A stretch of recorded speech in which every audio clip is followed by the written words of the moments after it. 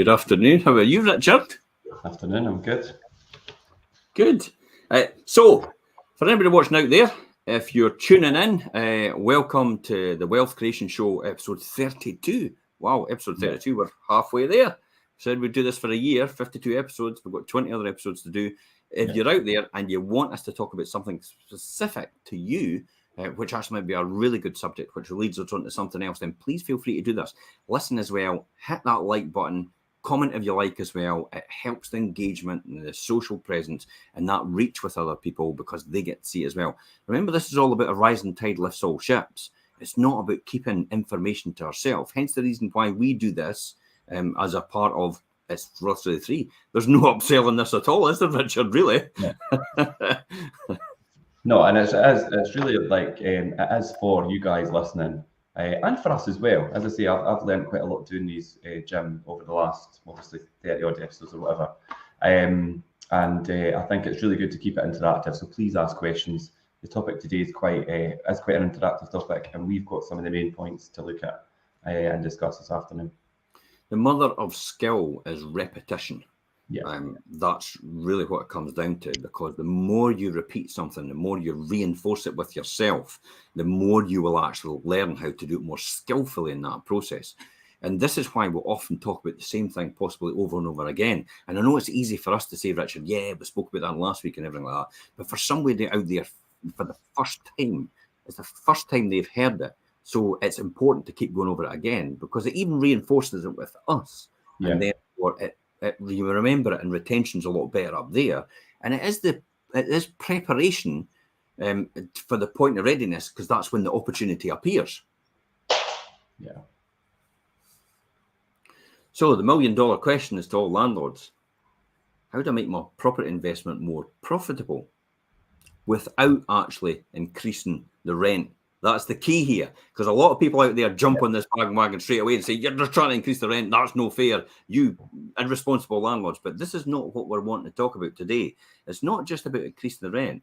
I mean, that could really come back to haunt you as well, because as you continue to increase that rent, if that's the only one trick you've got in your toolkit, there comes a time where that rent becomes inconceivable. Therefore, you've actually possibly refinanced up to that based on that rent level. So that rent level then begins to realign to a lower rate.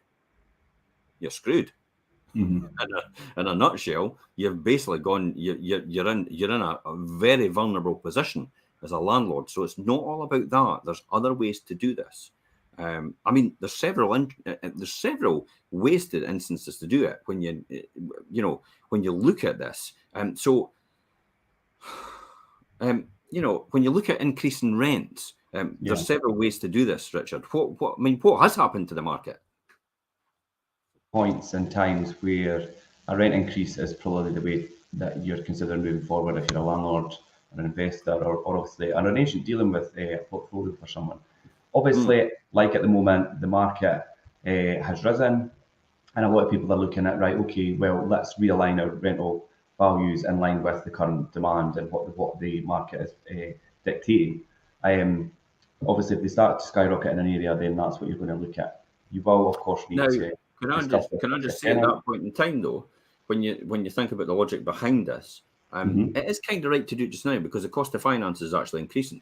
Yeah. And inflation's increasing as well. And you can't expect someone, like, at the end of the day, we are in a business. Yeah. It's people business. It's not really the property business, it's people business. But there is a point where you have to then say, I can't continue to absorb these costs. Mm-hmm. I have to pass these costs on. And just like any consumer, at the retail price, you would actually increase your prices. So that's why most landlords will increase their rents for that reason, because the cost to them becomes more prohibitive. They have to pass that cost on. Yeah. Yeah, and quite rightly so, like you say, Jim, it is a business and things at the end of the day.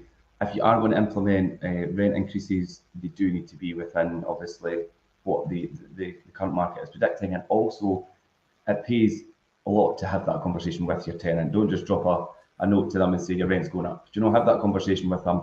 And with the new private residential tenancy that is rolled out, and majority of tenancies are on in Scotland, you do need to provide them with the right amount of notice, which at the moment is 3 months to implement a rent increase, and that needs to be done in writing and things. So there is all the proper ways of doing that. When is the best time to increase the rent if you are actually going to do an increase in rent? I mean, ideally, do it in between tenancies. It's a really good time to do it. But if you've got long-standing tenants, then I mean, Jim, you've got people that have been in there 10 plus years that I've managed, but they naturally they will expect the rent to increase at certain points in time throughout that tenancy, and that's obviously just an expectation that all tenants that are long-term should be aware of. But yeah, ideally, do it in between tenancies if you can.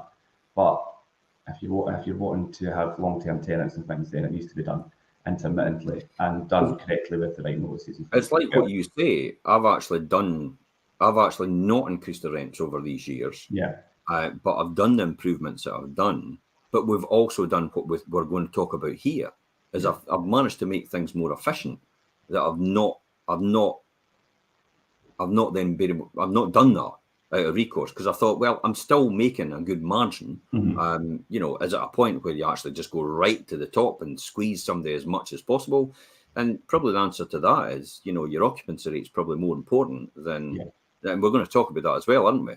Is more important than actually increasing the rent just a few pounds, because, and we'll come on to that anyway. Why are other reasons why you would increase the rents? I mean, like you just mentioned there, is renovations, Jim, and we've done that on a few of your ones recently that are long-term tenants. We've done renovations. One good example is one that we've done renovations on, and you didn't really change the rent drastically or anything, because, like you say, you were still making money on it. It was long overdue to be done. So a new kitchen, I think we put a new kitchen, new heating system and things. But subsequently, the tenant has now moved on, and we've relet that property at higher rent in between the tenancy. Yeah, that's where it did work, isn't it? Because the existing tenant had got that benefit of the lower rent with all these massive improvements. I mean, that was a big amount of money. Let's be honest. I do put a lot of money into refurbishments, and often I don't really now be clinical about it and say, oh well, what's my return on that investment if I get that increased rent? But you can actually do that, can't you? Like, for example, if you're getting another £50 a month, there's £600 a year. So if you're putting 10,000 into the refurbishment and you're getting another £60 a month, then it's effectively a 6% yield. Yeah. And that one in question, when I actually no, I'll stand corrected. That's £50 a month, 6% yield. £60 a month is a 7.2% yield. Right. But I mean that one in question, when I went in between the tenancies to check, I had a look at the property and I thought, God, this looks really nice.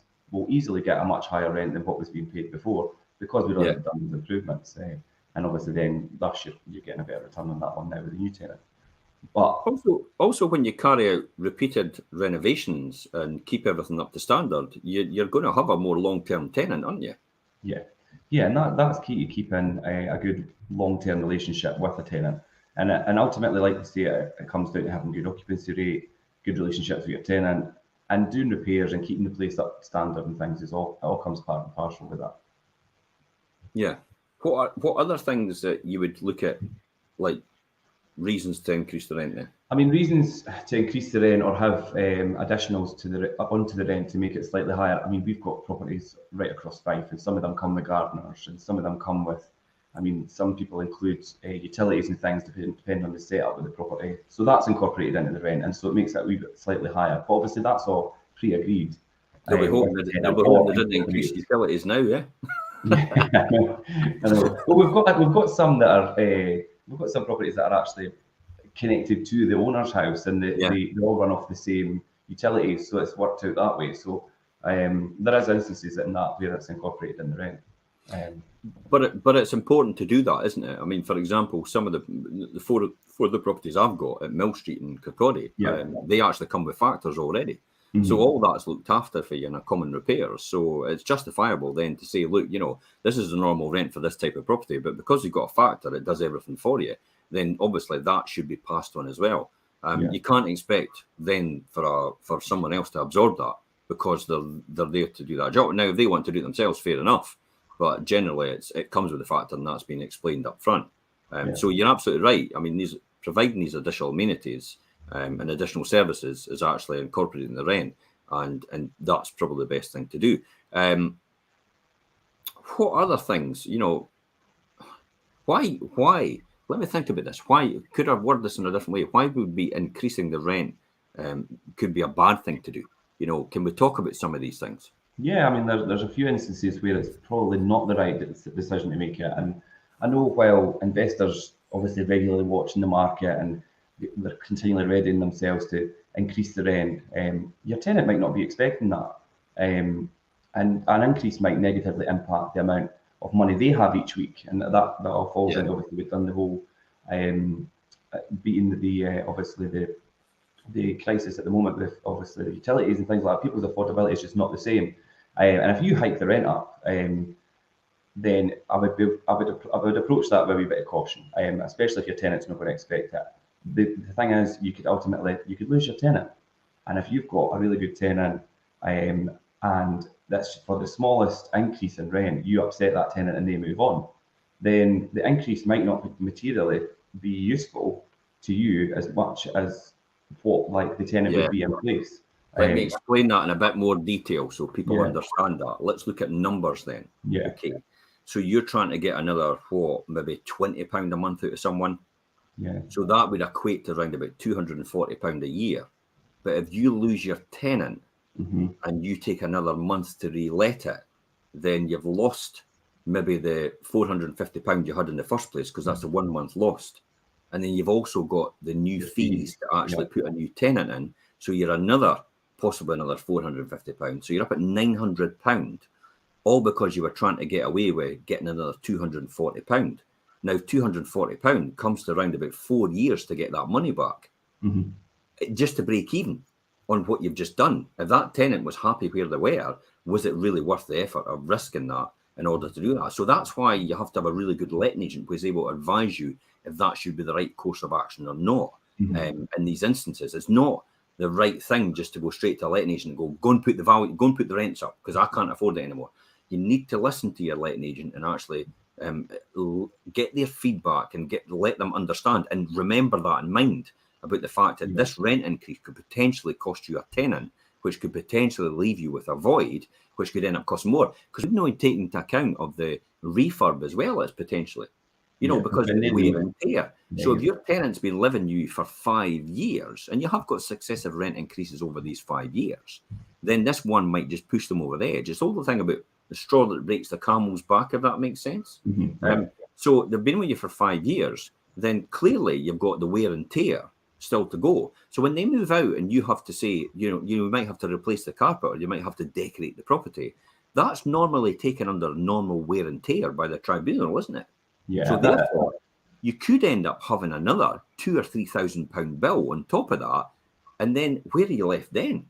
It's no longer £240. It's like this will take you about 10 years to recoup that. So then as well, you then have to think about as well, Richard, like exactly what you said. If the tenant did move out at that rate, how easy would it be for you to let it at the new rate and actually keep a tenant more long term, or even a higher rate? You said yourself, I spent that money on that property to upgrade it, but I still only gave them a slight rent increase. When they moved on, we then rented it at an even higher rent. So then, therefore, in that justification, that might have been the right course of action because I took your advice on this. But in normal run of the mill, it might not be the right course of action. But it's down to your letting agent being able to advise you of that what I call commercial reality. Because the commercial reality is if somebody's not got any money to refurbish the property because they have damaged it, and potentially they would live there for another 5 years if you didn't increase the rent, then you've got to think to yourself, it's probably better just leaving them there, because the commercial reality is if you've got a lot of money to spend on actually refurbishing this, if they do move out, it's going to cost you a hell of a lot more. So the commercial reality is, even if you don't like it, even if you don't agree with it, as a commercial reality is, you should leave that tenant in situ at that rate. Yeah, and like you say, Jim, if you've got a good management agent and things, looking after the property, has a good relationship and communication with your tenant, they'll be able to advise you, look, this person's not in a position for you to hike it up £20, £25 additionally each month. Yeah. You're going to end up pushing them out the door. They've been in there so long, like you say, it's going to cost you X amount, plus you're going to have to relet and things. Commercial reality, like you say, Jim, and we always talk about that. But then again, like you say, if the property then becomes empty, and we try to relet at this inflated rental price like the landlord or investor is looking for, it might make it uncompetitive in the current market. Do you know what I mean? It might, and then it might sit empty, and then you've got a big void period where you've obviously lost out on rent as well. Do you know what I mean? So, and all those factors, and you really think, was it really worth the £20 extra each month in the long run? This is when it comes down to, again, what we say about when you try to let a property, and some landlords, and we've had it in the past, haven't we, where a landlord's actually come to us and said, I'm wanting £650 a month for my property. And you're going, but the market's really only about 600 just now. Yeah. And I'll be honest with you, if we work this out again on these numbers, based on that scenario, what we talked about, the reality is, if it takes you a month longer to get another person at £650, then you've lost £650 in rent, because you could have got them in, well, £600 rent, because you could have got them in sooner at 600 a month earlier. So that £600 that you've lost with the extra 50 would then take you 12 months to recoup that money to break even again at the new rate. Now, most tenants, correct me if I'm wrong, stay around about 2 years on average. On average. So we most tenants 20 stay 2 years on average. So really, you're only going to get the benefit of the increase for the following year if you took another month longer. Therefore, you're only going to be up by about £600 after 2 years. But you're actually taking a gamble, so to speak, because of that sort of formula. And again, it does come down to commercial reality, doesn't it? Just that extra £25, that extra £50 a month can actually push somebody over the line, especially when it comes to right now. I hate using this phrase, the cost of living crisis. It's like, but it's the only way people will understand what you're talking about now. You can't really gloss it up as anything else, because this is what the drum that everybody's beating. So unfortunately, you have to go with that sort of scenario. But I don't buy into that. There is no crisis. There's only the crisis in your head, and the money's still out there. You just have to work on another way to attract that same money, because it's the same amount of money. It's in circulation. You just have to make sure it's attracted to you rather than going to someone else. And that's what the laws of attraction are all about. But so there's only cost of living crisis in your head and in your reality in the world that you are right now. But you can break out of that social structure and that thinking and the way you do things. But again, that's another show. If anybody wants to know how to do that, more than happy to do that. But we talk about that in the wealth creation shows, the successive ones. And the playlist is on here on this post anyway for that successive wealth creation shows that you can watch from the very beginning. The first 31 episodes that we did before, which covers in detail and in depth some of the things that we're just actually summarizing right now. So you're right. I mean, with that week or that 2 week extra, and it could be more damaging to try and get that. So therefore, you might actually take your advice and say, well, maybe we should go at 625 and see how we get on, and then see if the market can bear that. But with the thought processes, if we're not getting inquiries straight away in this type of market, because we are still quite limited, aren't we? Then we should actually be realigning that right now. But again, now and again, Richard, we do get the closing dates, don't we? And we get people offered more. I had one just last week, extra 100, and the person was more than willing. Without my input, they paid an extra £100 a month, which I thought was a really good result. So what happens is, just to explain to people out there for what closing dates in the rental market is there's a whole lot of people chasing the same property, exactly like the sort of sales market. They're all in at the 650, for example. But you can't decide, because every single one of them qualifies for it. So on occasions, people will actually approach us and say, look, I'm prepared to be a wee bit more to get it. And therefore, that's how we look at it. Like, to be fair on all parties, we just go back to them and say, look, there's a whole lot of people at this level, they all qualify for it. Is it something you really want? And if it is, do you want to propose a rent level for us? It would be acceptable to you. And then that's when you got that scenario where somebody came back and paid how much a month extra? An extra £100. There you go. Another £1,200 a month. That's straight onto your bottom line as a landlord. Now, that's another way of doing it. But we've not asked for that. This has been volunteered by the tenant themselves in order for them to get the property because they desperately wanted it. In that situation, like you say, Jim, and I explained to the landlord, I says, look, we're going to go in at this rent level. I think that's what the property is worth in the current market, looking at comparables and what I know has obviously been let recently. But because it was a popular area. I knew we would get a lot of interest. I says it, and we got to this stage where we're down to about 3 or 4 candidates. They were all referenced up and all equally suitable for the property. I couldn't really pick anyone individually. Yeah. They then obviously come forward, and I said to her, look, if we're in that situation, one of them, they'll come forward and offer maybe to pay extra and whatever. And I didn't even have to push that situation. That was already, they come to me, and then I said, and we'll just agree that off market. And she was delighted, and so is the tenant, because they've got the property, because they have been looking for such a long time. That obviously the supply of property is still quite low in comparison to the amount of demand. So it was a win-win for everybody, and that's how that's done. So what would happen, and you touched on this slightly before, that you put forward a rent increase and you say you're giving them 3 months notice. And is there something that would, can the tenant actually say, I'm not wanting to pay that? What would happen in that situation? Yeah, I mean, I would never try and implement a rent increase or a rent level that I thought was unfair or did not really line up with what the current market was dictating. But what would happen if it was unfair, or they thought it was unfair? Do they have retribution? Yeah, if a tenant feels like that is unfair, then they can take that further. They can pick that up with the tribunal. The tribunal will review the rent level, and if they deem that to be an unfair amount, then the tribunal considers it excessive, and then you're in obviously hot water, because you'll have a lot of paperwork and correspondence to deal with to try and justify or explain. And if they don't deem that to be fair, then you'll probably be penalised, or and end up having, and then again you're losing out on money, because they will penalise you, and you'll have a charge or whatever they see fit at the time. I mean, there's certain different scenarios that could be implemented, but and again there's a cost that you've just incurred. So and you're going to be and it's the time involved as well. If somebody says and objects to it, so now, based on my experience, my advice would be, and I don't know if you would agree with this, my advice would be is speak to the tenant first about, coming to an agreement about where they think that is acceptable.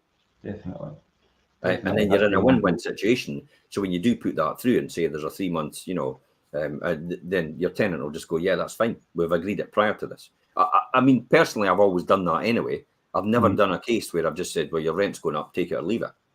Because I don't think that's necessary, and I don't think that's the right way to go about it, because then you just kind of create resentment, don't you? And the point about this, and we talked about this, how to make your property investments more profitable, is we're not focusing on the rent here, and we're talking about the rent quite a lot, but what we are focusing on is occupancy rate, isn't it? Occupancy rate, yeah. And the best way to manage your occupancy rate and have a really good one is to have a really good relationship with your tenant and have a happy tenant, and hiking up their rent without discussing it with them, or even just putting them in the picture. Like, obviously, they might not be aware how the rent market's going at the moment. They don't know that the property market's busy or rents have went up. So have that conversation. So look, this is the situation. I was thinking, this is what I'm going to do. You would get 3 months notice. Is this something you can afford? And they might be like, that's fine. I'm here. I'm happy. You do everything that I ask you to do. I'll happily pay an extra 10, 15, possibly even £20 a month, depending on where the property is or what it is. And then everybody's happy. Everybody's on board, and everybody knows what's happening. Yeah. More importantly, at this point in time, occupancy rate is quite important, because we are going into difficult times. Therefore, you would want to make sure the tenant is looked after. Therefore, because there is a thought process that either more and more landlords will exit the market, and there'll be less.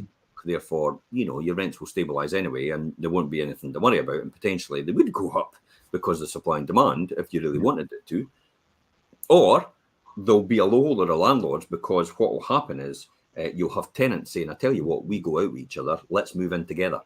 And so you have a whole load of properties on the market for rent. So there's more rental stock and supply become available, and therefore you'll be competing against most people. Now, we talked about this before, and nobody really knows about this, but way back when I first started, around about the credit crunch period, around about mid-2000s, we were getting £450 for a 2-bedroom flat. And that never moved from £450, but it actually went down from there, didn't it?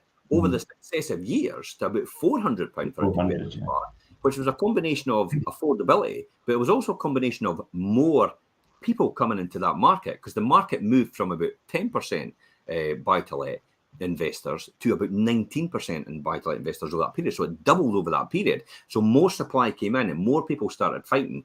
Other letting agents came into the market at the same time, and they then obviously had no idea about what to do or what to charge. They were charging significantly less. So it became competitive as a result. Yeah. And that's why that never really increased until now. That's happening. Because again, we've got a shortage of supply. So that's what's driving that market right now. And we've got landlords exiting as well. And that's what drives that market as well. But if it comes to it and there's an oversupply again, yes, rents will stabilise, if not come down slightly. Mm-hmm. Yeah. So there's another thing that people have to make themselves aware of, at the fact that there's rents could drop. We'll talk about that in just a minute, why that's important. The tax implications as well. Now, you had said this as well. The tax implications of your financial situation could change if you charge more rent. Now, what I mean on this is you could be on the cusp. Now, I think it's section 24 of the Taxes Act or whatever it was. It said basically that you can only deduct interest mortgage payments as a tax credit now, and no longer deduct it against your income if it's in your own name, if you're self-employed and a private investor. If it's an unlimited company, this you're not an unlimited company yet. All the interest is deductible, unless as long as it's wholly and exclusively for the use of the business. But in your own name, what can happen is if you've got maybe 10 properties, for example. I mean, most people would like, wow, 10 properties. But some people out there have them in portfolios. So if you increase every single one of your portfolio by, say, another £50 a month, you're £600 a year, but you multiply that by 10 times, there's £6,000. Now, that's not £6,000 to offset costs against. That's just £6,000 rate on the bottom line. Yeah. So when you think about that, £6,000 could potentially push you into a higher rate taxpayer if they're in your name, because it's combined with your income as an employee. Because most people like that wouldn't be doing it themselves. Or you've got maybe pensions coming in from other places that give you that. So you have to watch you don't push yourself in the higher rate, because then that has implications, because you'll be paying 40% on the marginal difference above that basic rate, but you'll only be getting 20% off. So you'll effectively be paying 20% more tax on that income. Now, you can speak to your accountant if you want more information. People could speak to the right people to explain it, but the reality, I was an accountant.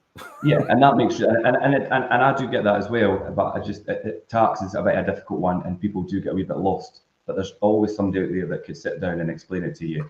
And even just the smallest increase, I mean, it might not seem significant, but like you say, Jim, it could push you in that different tax category, and it could have an impact on your tax return. You just have to double check. It might be the case that you should incorporate right now. Now, luckily, what I've done recently, just to tell everybody what I've done in terms of planning, I waited for this time to come, and I'm gradually transferring my own properties into my limited company. Yeah. So this week, I'll be concluding 5 of my properties, actually transferring, but buying another one at the same time from someone else. Therefore, I've got 6 properties, which brings my additional dwelling supplement down. 6 properties or more, it's on average rather than the whole lot. So rather than paying 24,000 in additional dwelling supplement, I'm only paying probably about 3,000, because it's over 1 property when it goes 6 or beyond. So I've saved on that. It's a great opportunity for me at that time as well, though, because 4 of these properties are actually still in a loss-making capital gains position. So they'll have a capital loss, but one of these properties has a £45,000 gain. And that offsets that then. Yeah, I'm able to offset it with the 4 properties of the loss against the gain. And then also the one of them it's got the gain is in Elaine's name. I've got a tax allowance for my capital gains, so I could transfer 27% of that property to me, free grass. That's love, favour and affection under the tax rules. Yeah, and I'll get my £12,300 allowance to offset against that. So I've got no capital gains. And the loss capital gains could be offset against Elaine's loss gains themselves. So there's no capital gains in that either. So I've managed to transfer 5 of these properties basically with no ADS and no capital gains to the limited company. And that therefore is even saved me the tax, because the interest only element was round about £10,000 in interest payments. So I've now saved the marginal difference, which is 20% of that, which is another £2,000 a year by doing that. And that's all above board. Definitely, like you're allowed to do that without any recourse. So that's the key about importance of making sure your tax planning is done correctly, and you know what your portfolio is like and how it's structured if it's in your name, in order to make that happen for you to exit or transfer at the right time. Yeah. Now, that was the only one window of opportunity I could make that happen, because as far as I'm concerned, everything below 100,000 will probably continue to go up in value. Everything above that will start to, level off. Everything that really high will start to level off as well. But I still think under 100,000 is first-time buyer territory. It's still investors' territory. So they'll be extremely popular still as a natural result of what's going on, especially when interest rates start to increase. That's when these become more valuable again. So we've had a restriction in supply. We've had an overpricing as well, which actually has pushed first-time buyers and investors to that market. But now that's going to ease off a bit because interest rates are increasing now. It's again pushing first-time buyers and investors to that market. So I'm sure there's a win-win situation for 100,000 and below in terms of the pricing. And only time will tell if that's the case. But I'm convinced that is the case. So it's a good time to actually hold assets like that and actually still continue to earn income out of it, because it's more beneficial for you. But bearing in mind that you have to still bear in mind, and it's always at the back of my mind, Richard, about Patrick Harvey and his proposed capping of the rents in Scotland. Yeah. Always in my mind, always planning just in case, make sure that's covered. So any decisions I'm making sure that are affordable rents and the rent levels which are comparable to the universal credit rates that the government actually approves as part of the rent assessor's process. So you have to make sure you've done that as well. So again, that's another top tip for making sure that's in the right place. And again, that's part of your risk analysis, and you need to, obviously, in the eventuality that could happen, make sure that your investment will be able to survive changes like that. Well, we come back to the occupancy rates as well, and we come back to saying, like, stress test your risks, don't we? We stress test it, at a rate where you think, okay, if I only had 50% occupancy, in other words, only half the year my rental property was occupied, could I actually afford to do that? Could I actually afford? Where will I be if that happens? And if you're breaking even at that point, you're in a really good position. Yeah.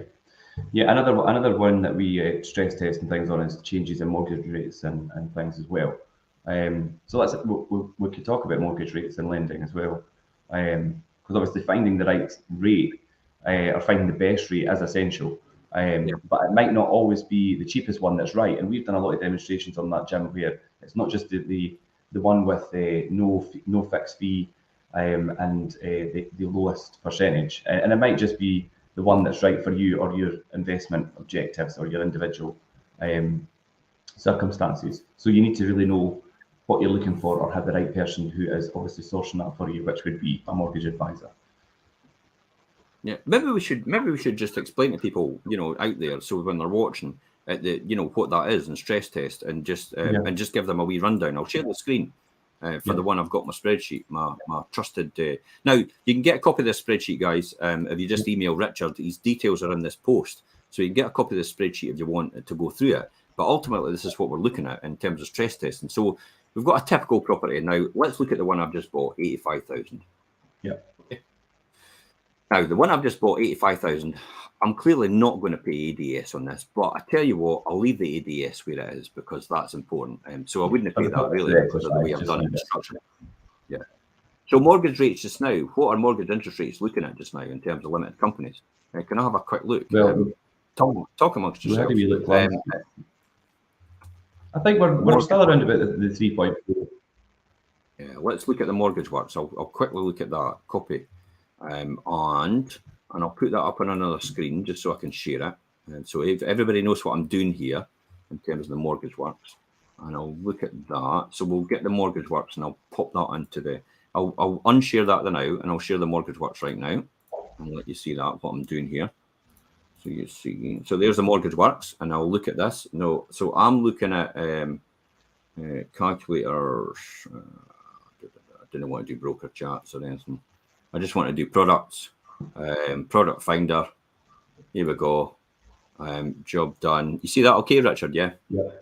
I usually go for buy-to-let limited company because in your own name, it's a lot less. So I kind of think buy-to-let limited company is probably the way to go, just because you know it's higher. If you stress test at that level, then you know it's okay. So you can tick every single box, just tick every single box, because you really want a really multitude of choices here about what you want to do. Now, if you're doing purchase and remortgaging, obviously you'll need to do it further advanced. There's other things as well, but I tick every single box to see what the rates are for each different one. So you look in there. I mean, there are other lenders are available, just to qualify that. But you can see here, in terms of the mortgage works, you've got a typical buy-to-let. Let's see if we can see a 5-year job. 4.19. You've got 2 years. You can get 80% loan to value at 3.89. You've got 75% at 3.74. So you've got all these different ones, 3.74. So could we really agree on what 4.39? 39, yeah. I was just going to say over 5 years.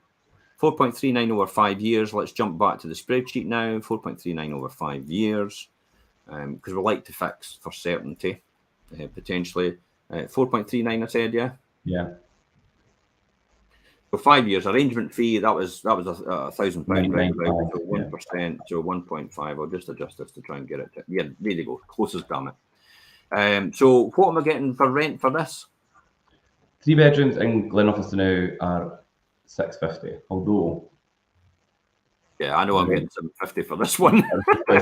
we are getting a slightly bit more for this one. Well, if anybody wants to know how we're managing to get £750 for this one, just message Richard direct, and he'll tell you how this is all done. Because we've maximised the rent out of this based on the makeup of the household that we've got in here. So we're maximising that at £750. So effectively, you're talking about a 13% net return here. If you look at the bottom here, right here on your investment, but I'm actually not paying EDS. So really, that's about a 15% net return. Hey, exactly what I expected. I always go for 15% net returns. And then that's building in 30% overheads as well down here. If you can see it in that bottom or the middle right hand on your screen.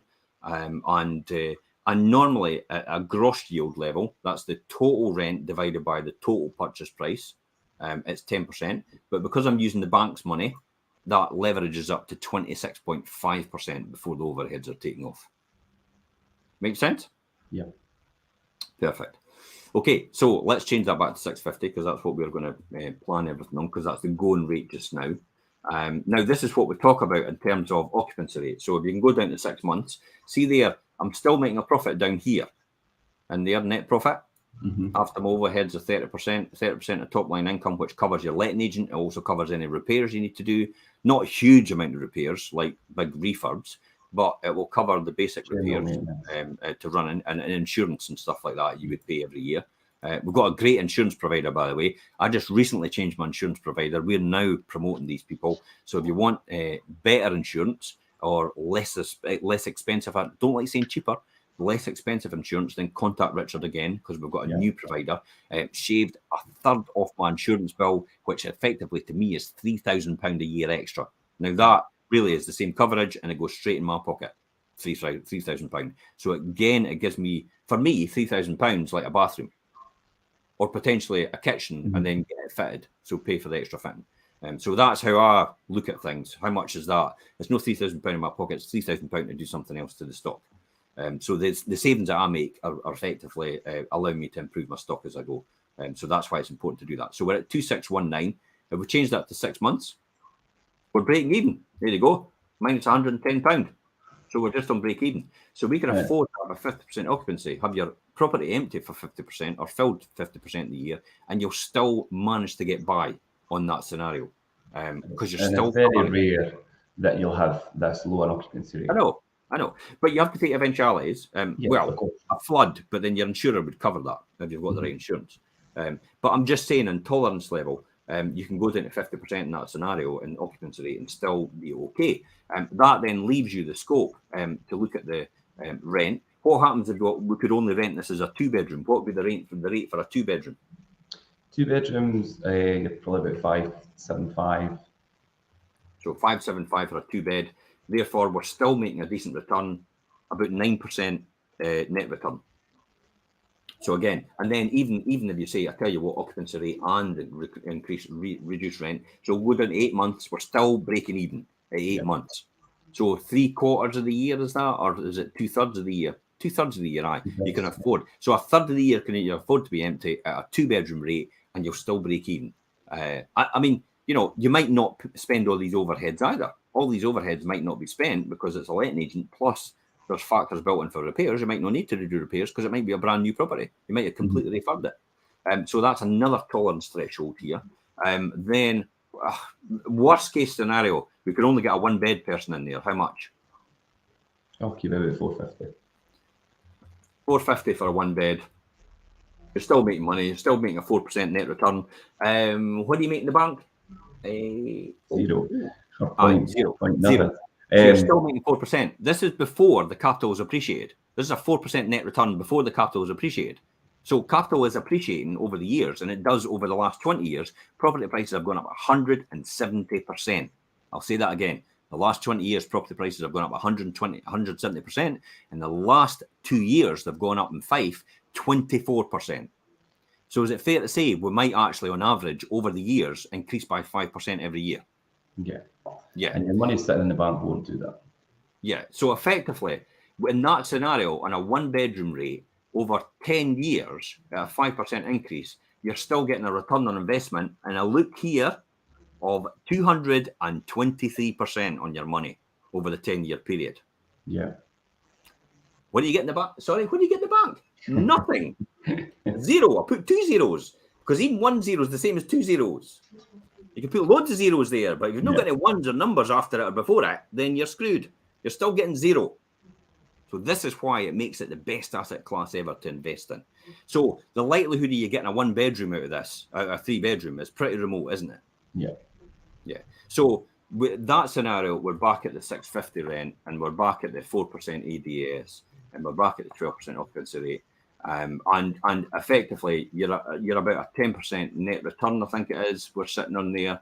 Yeah, 10% net return on your money. The only money you've got in is 26,650 in here, which is your legal fees here, plus maybe a wee bit smoke detectors, heat detector, EICR that you had to do.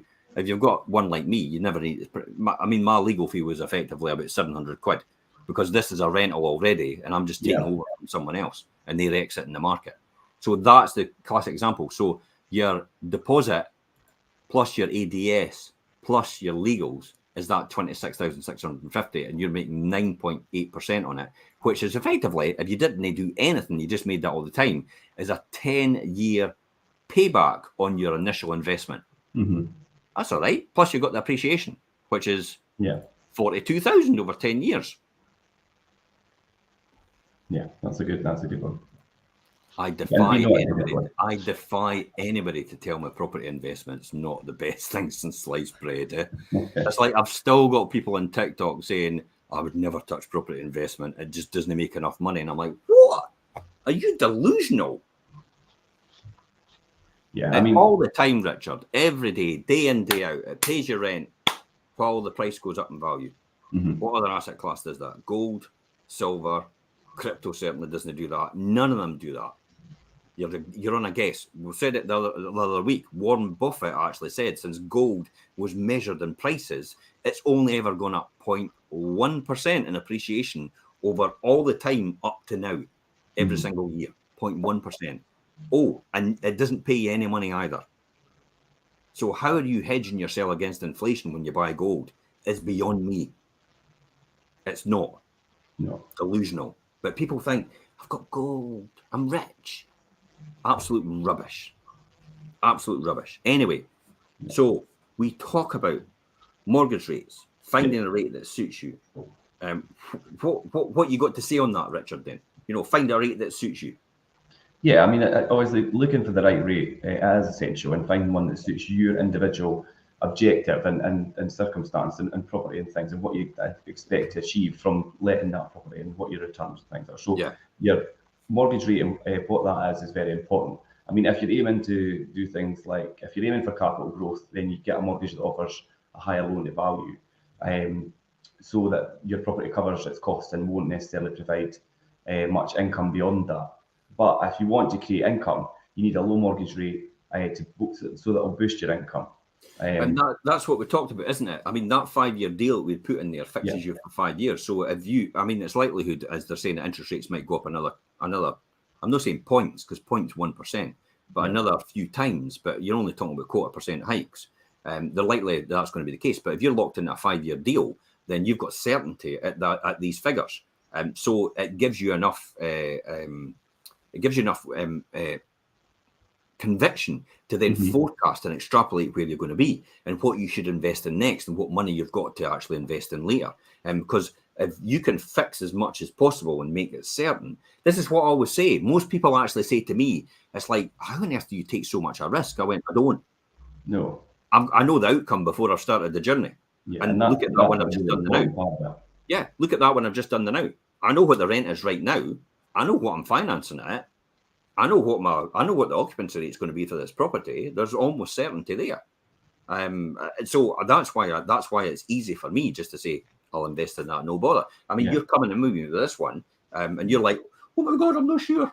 It's like, and I'm going, are you nuts? And that's what I mean, and it's crazy because it's you've just demonstrated it there, even at that lower rent level and things, that it's a certain investment. We've risk assessed it, and do you know what I mean? But unless you're going to just crack on and trust the facts, you can't lose. It's like, how on earth can you lose there? Yeah, you can go right down to a 1-bedroom rate and still make money on a 3-bedroom property. Yeah, that's that's mental. And you could go down to a 2-bedroom rate and you can go down to 2/3 of your occupancy, which is very, very rare. Our average occupancy in Fife properties is what, 99% when we measured it. I think it was that's the occupancy rate, 99%. I think it was 98. So I kind of see a point, and that's always been my occupancy rate as well. You know, it's been up that high as a result. I mean, you know, there was times where it was challenging, you know, but that was a way before. And we knew why that was, because it needed a huge refurb to some of my stock for that reason. But the other ones offset that, and therefore the occupancy rate at that time was about 95%. So that's the only time you're ever going to have that less. The buy-to-let mortgage is definitely one you can save on, though. Shop around with buy-to-let lenders. I know we've mentioned about the mortgage works, but shop around. There's a Birmingham mid-charge. We've got good mortgage brokers. We can put you in touch with good mortgage brokers as well, who know what they're doing, who are, and the broker that we'll put you in touch with actually is in this business themselves. So they keep their ear to the ground as well and constantly monitor the rates to see how competitive it is for them to actually move to the right rates as well. So they've got exactly the same opinion. The great thing is, being involved with this is you've got somebody that's 30 years at this and does it actively still now. I'm doing it all the time, investing in property. So I keep my ear to the ground and I know exactly what's going on, how it's happening, where it's going, where legislation's going as well, because I need to keep abreast of that. So that's what you've got somebody on the ball with this. You've also got a letting agent who's got 12 years under his belt, which is yourself, Richard. Had learned from me all these years and successively, and still learns right now, and I do as well. And then you've got mortgage brokers who are actually in this business as well, who actually are on that, they're on the ball with the rates as well, because they have to do it for them as well. So having all these key people in your mastermind group, because that's what effectively it is, helps you maximize your return on investment without actually having to keep saying this one club approach about, I tell you what, let's just keep increasing the rent and squeezing the tenant for as much as possible. Because if you can get the better rate, you can get a higher occupancy rate, you can keep your risk down as well. It makes a huge overall difference. What are the things to consider, though, when actually seeking mortgage providers, Richard? Yeah, I mean, you do still need to consider, speak to all the right people, but you do need to consider and take into account when you're seeking a mortgage provider that there are certain properties that can be refused finance. And these could include ex-local authorities, flats in excessive, like if on higher floors, sometimes that's something that comes into it, or sometimes if they're above or adjacent to commercial premises and things as well. Obviously, you've got the right advisor. Some lenders are a bit iffy about that, aren't they? I mean, you know, one of the ones that I'm on that west with some of my ones because they're over commercial properties, and no one else would do that because the other mortgage providers are like, oh, well, that could change to a takeaway. But the ones that mine are over is actually a solicitor's premises. And I can't remember what the other one is it had, where that's over. But that's another one that's over a commercial property. But it's no big deal to me, but it is a big deal to a buy-to-let mortgage provider. So you've got to watch with that. Ex-council houses, they're all right mainly with the houses. It's the flats they get nervous about for some reason. So they make sure that the flats are at a higher value, which is daft. Considering you're trying to maximise the return, why would you then want to have a mortgage at a higher value? This is what I've experienced all my life with lenders. It's like, no, we're not wanting you to buy a house at 30 grand and make, like £600 rent out every single month, which is effectively a huge net return. We want you to buy something at 100,000 and make £600 a month out of it. Sorry, why would I do that as an investor? But that's their criteria. Computer says no, I say it. So you're absolutely right as well. The flats with the excess number of floors, 5 or above, and also in the block, which I came across, I have Mill Street, I've got Platform, and I've got Birmingham Midshires, because Platform wouldn't take on more than 2, and Birmingham Midshires was the same as well. So I had to have 2 different providers for there, because they didn't want exposed to, because there was 8 in the block, they didn't want exposed to 50% of the block. I mean, the block's part of a huge development, so it's not exactly standalone. But they just didn't want that. So you've got to watch for things like that as well. So choosing the right mortgage and getting the right property is key. And again, I keep coming back, Richard, to say, for anybody out there that's listening to this, speak to you first about the ring. We're not out there to nick your idea from you. If you come to us with a property and say, we're making that, I'm going to get this return, I'm going to get that, I'm going to get this, I'm not going to say, I'll go and quickly buy it. That's not what we're here for. We're here to give you the best advice on what you need to do next. Because, and this is the upsell to us, you might want us to manage it. That's all it comes down to. And you're going to pay somebody else to manage it. You may as well have somebody who knows what they're talking about. Because I'll guarantee you, none of the rest of them know what they're talking about, because I know them all. And most of them have been in it for a wee bit longer, always used to come to me for the advice.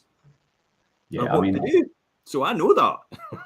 We've spent a lot of time and resource over the years, Jim, making sure that we are as knowledgeable as we can about the legislation, about how things are done correctly, being part of the right organisations that police that and kind of keep you on track. We were part of the first group in Scotland to pass the Letwell training and things and be Letwell certified.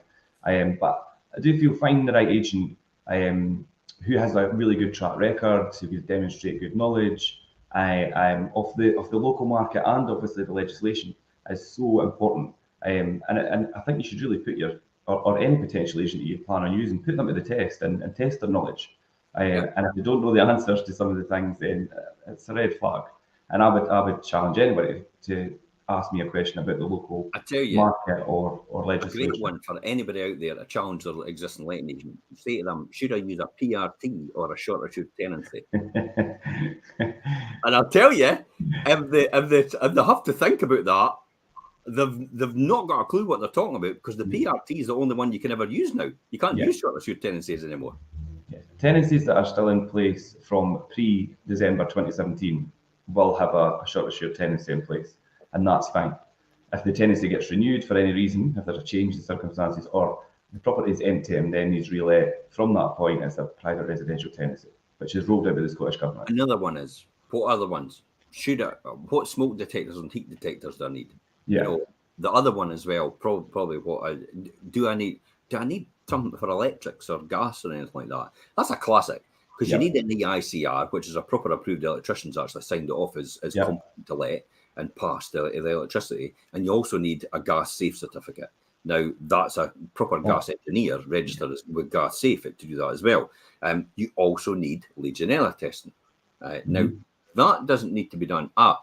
Here's another one to catch your letting agent out. How often should I need Legionella testing done? Now, I know the answer to this. I was going to give you the answer. And the answer to this is, and if a letting agent says you should really do it every year, that's not factually correct. No.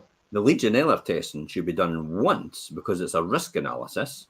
We were only dragged into this under the Care Homes Act. Because we got dragged into this and had to do Legionella testing because of it. So because we have to do it now, you have to make sure it's well, you answered that question, Richard. It needs to be done. It needs to be done initially on the property. Like you say, it's a risk analysis. It needs to be done. They recommend you do it every 2 years. And it's only a recommendation, isn't it? Yes. But some letting agencies are look at a license to print money. You need your Legionella testing done every single year. No. So that's another one you would be able to catch somebody out with. Yeah. You know, I'm not really. I'm not really beating other letting agents, possibly. Well, I think but it really rubs me up the wrong way. It does rub me up the wrong way as a landlord, seeing other people having to pay that day in, year in, year out. And it's like, wait a minute, you don't need to pay this. This is an advisory thing. You get it done once. When your agent goes around to do their half-yearly inspections or quarterly inspections or yearly inspections, they should be advising on the Legionella when they're round there, just to make sure they're strengthening that position. Because I'll tell you, I've not had any case where anybody's died of Legionella testing in a private rental property. There's been one since time began. Yeah, there's one case in Scotland in the last just about 25 years actually now. Yeah, and it's never had anything before until about maybe 5 years ago to do that. And another thing that is the impending changes to energy performance certificate things and energy performance rate, and what's the right rate for being able to let a property and when that has to change and things. That's a good one to catch, because they should know that, definitely. So my point here is there's other ways to be more profitable by actually making sure you're doing the right things and having the right costs. Yeah. Making sure you've got the right advice. Get more quotes. I mean, we've had it as well. We've got main contractors that do stuff for us, but now and again we go, we're going to get a quote from someone else to see they're on the ball and just to see they're doing right. And a few times we've actually caught them out and gone, wait a minute, they're actually advising us to do this. So why are you advising us to do this? Yeah. Why is your bill so high? And it's like, well, that's you off now. Bye-bye. That's you no longer working for us. We've caught you out. So, that's the type of things we do. We love to work with people, and don't get me wrong, if you're a contractor out, we'd love to work with you, but we'll make damn sure that our private landlords, investors are looked after, and their costs are actually under control. So therefore they can reinvest their profits in the actual property. You have to make money. Profit shouldn't be seen as a bad word here. You have to make a profit to reinvest. If you don't make a profit, you can't reinvest. Therefore, you can't get new kitchens, you can't get new bathrooms, you can't upgrade things, you can't do IACRs, you can't do anything like that. You can't do anything for your tenant. And so you have to make a profit to do that.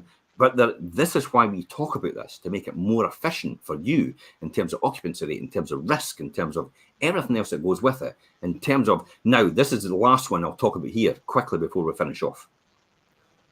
Your letting agent's costs. Yeah. It's a misconception here. People go, oh, I'm not paying you 12%. I can get it for 10. Bye. It's like, because effectively when you work out the extra you're paying, it's like 12 quid a month extra. You're going to risk 12 quid a month extra to get somebody that knows what they're talking about, to get a month in.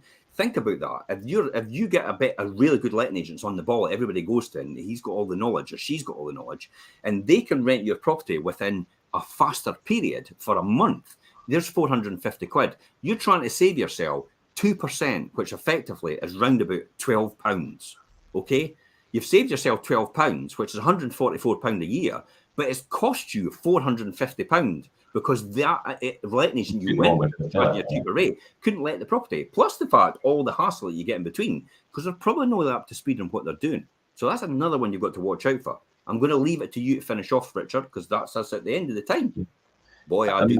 Like you say, Jim, the level of expertise and knowledge that a good agent has is worth its weight in gold. If you're going to pay a wee bit extra for it. But I think generally when we go back to the topic of the day, I think really think about commercial reality and your tenant who's in place and keeping them there if that's going to be the right thing. Don't push them out the door unnecessarily.